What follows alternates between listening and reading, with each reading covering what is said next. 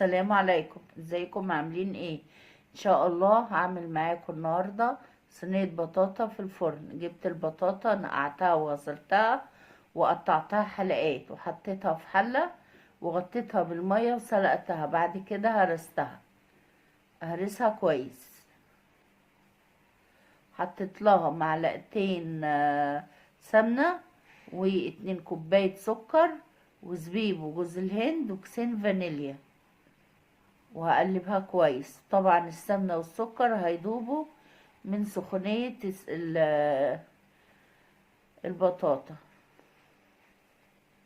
بعدين احط لها اللبن على قد احتياج البطاطا للبن واقلب كويس. وبعدين اجيب صينيتين احط فيهم البطاطا وادخلهم الفرن درجة حرارة متوسطة لغاية ما تاخد اللون. وبألف هنا وشفا.